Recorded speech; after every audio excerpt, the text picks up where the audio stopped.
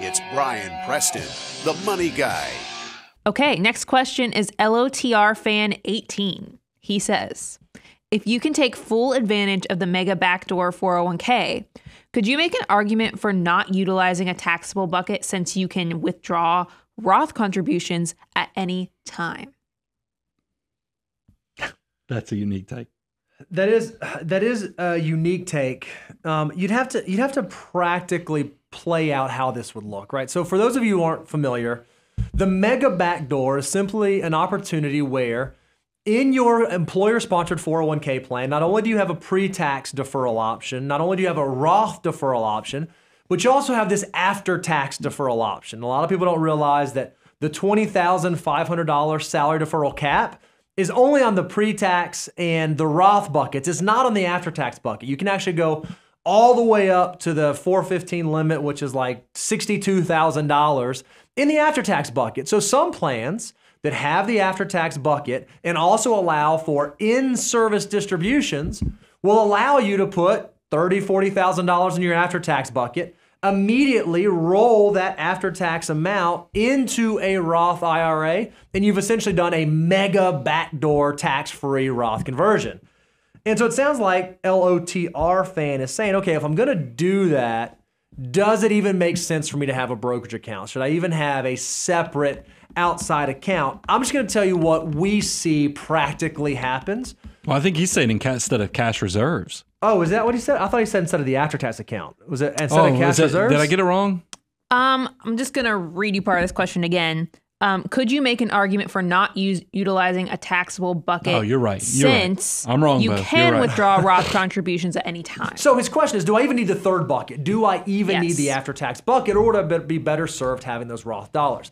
I would argue for most of the folks who we see in this situation that have this kind of savings rate, they often end up building that after-tax bucket sort of as a necessity. Their compensation either comes in the way of employee stock purchase plan or options or RSUs.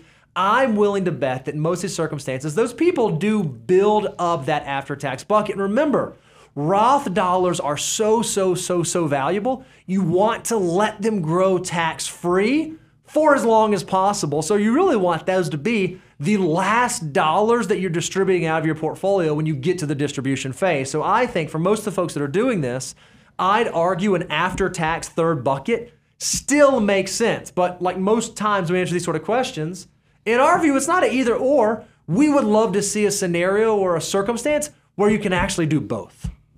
I don't feel comfortable jumping on this answer just because the plan has to be designed in a specific way that gives you maximum flexibility within service distributions. There's just a lot of moving parts that could go wrong. Yep. And that's one of the things that I'm not saying it's a bad. I love creative financial mutant strategies like this, but I think this is something that for me to give you guidance on it, I actually want to be and kind of have my hand in the dough with you, and that's why this would probably be something. If you have the ability to save this much money and have the threshold to even think about these things, you probably need a team on your side. Just because you've only done this once, we as a team have worked with hundreds of plans, thousands if you took us all in combination. You don't want to make a mistake on this, because this is complex stuff that the plan is not structured appropriately.